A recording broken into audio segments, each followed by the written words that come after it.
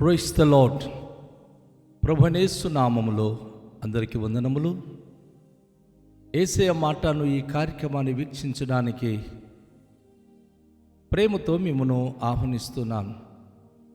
ఈ దినము అపోస్తుల కార్యముల గ్రంథము 26వ అధ్యాయము 24వ వచనం నుండి 32 వచనాల వరకు ధ్యానించుకుందాం.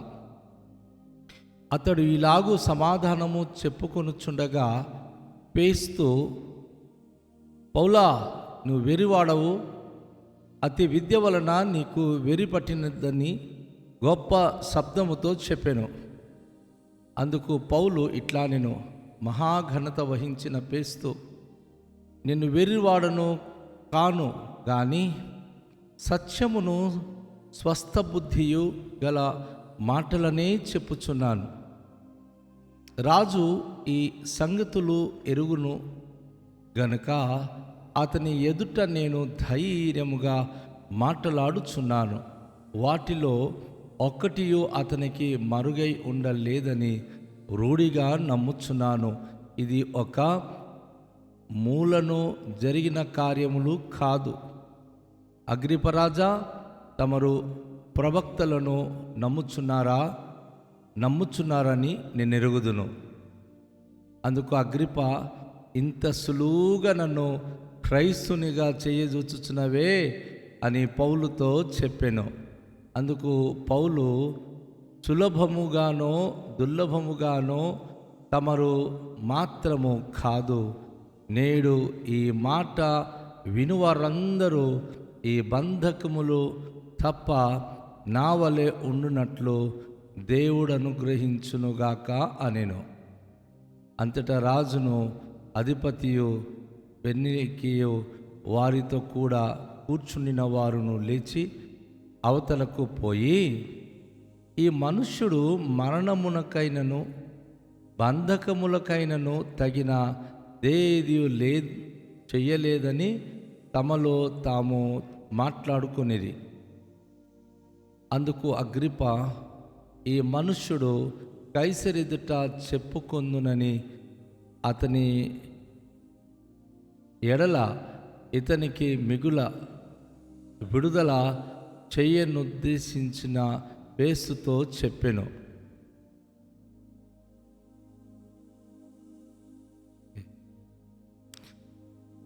ప్రభునందు ప్రియమైన వాళ్ళరా, ఈ వాక్య భాగంలో మనము చూస్తున్నాం, అపోస్తుడైన పౌలు అద్భుతంగా తన యొక్క సాక్ష్యము రాజు అగ్రిపతోనూ పేస్తుతోనూ ఆయన అన్ని చెప్పిన మీదట ఒక్కసారిగా పేస్తు మనస్సు ఒకలాంటి ప్రభావితమైంది.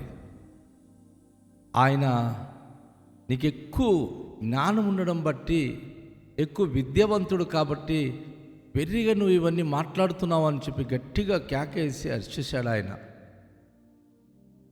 నువ్వు వెర్రి వాళ్ళ మాట్లాడుతున్నావు ఏంటి ఇవన్నీ అని చెప్పి పౌలు యొక్క మాటలకు సమాధానం ఎవరు చెప్పలేకపోతున్నారు.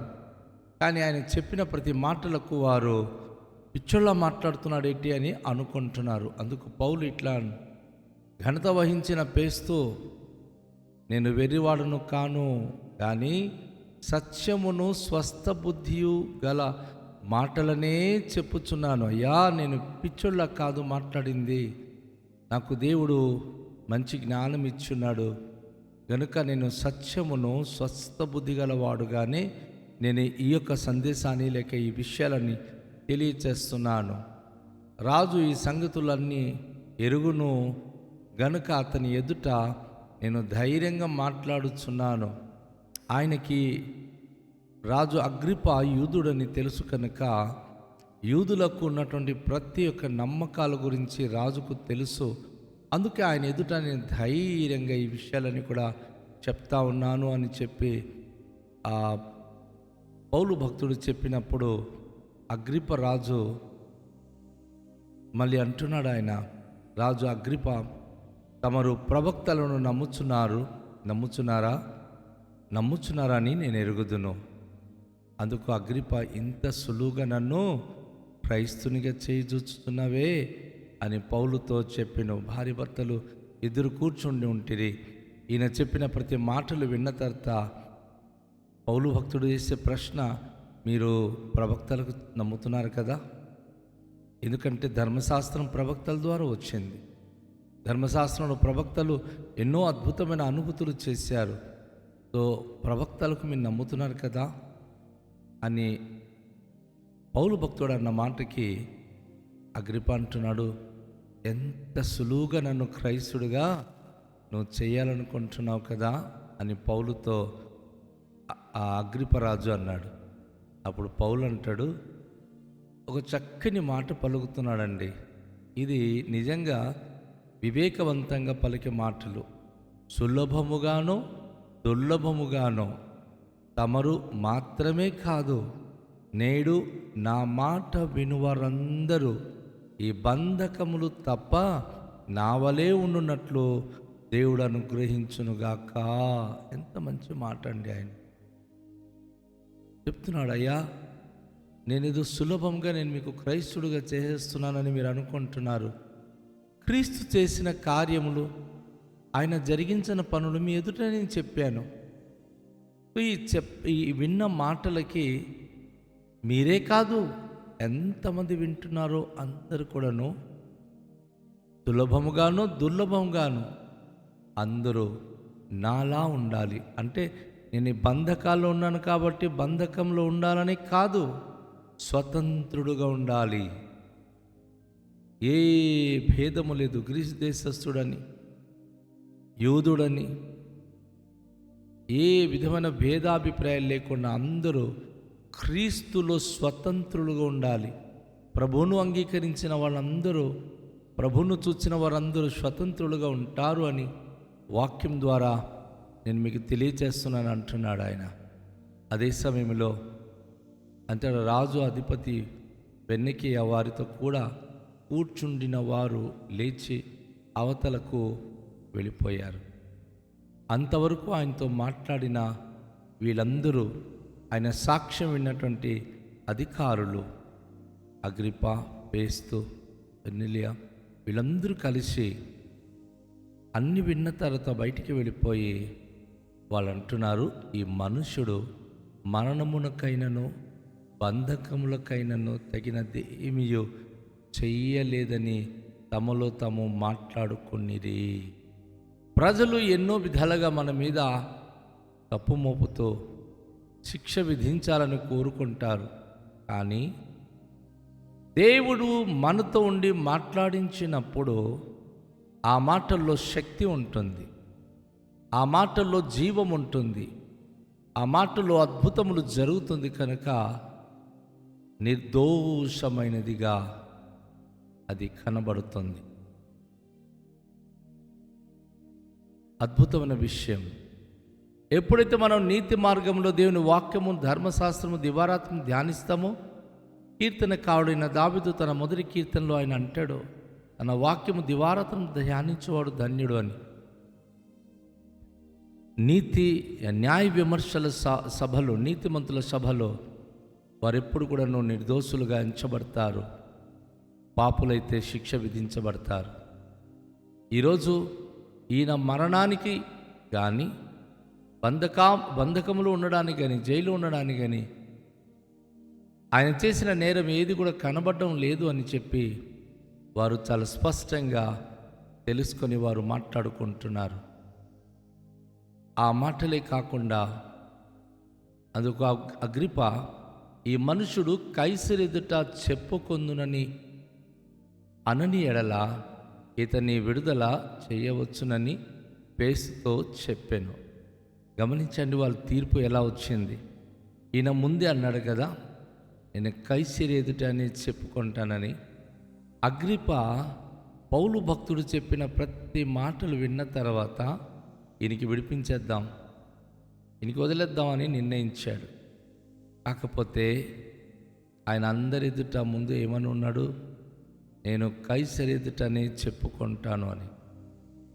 అధికారి దగ్గరికి వెళ్ళి నేను చెప్పుకుంటానని ఆయన ఆ తీర్మానంతో ఉన్నాడు. కనుక ఆయన ఫేస్తుతో అంటున్నాడు, ఫేస్తు, ఇతను ఒకవేళ కనుక కైసరు ఎదుట నేను నిలబడతాను అని అనకపోయి ఉంటే వాస్తవంగా చాలా మంచోడు ఈయన, ఎందులో ఈయన తప్పు కనబడడం లేదు కాబట్టి ఈయనకి విడుదల చేయవచ్చు, ఆయనకి మనం వదిలేయవచ్చు.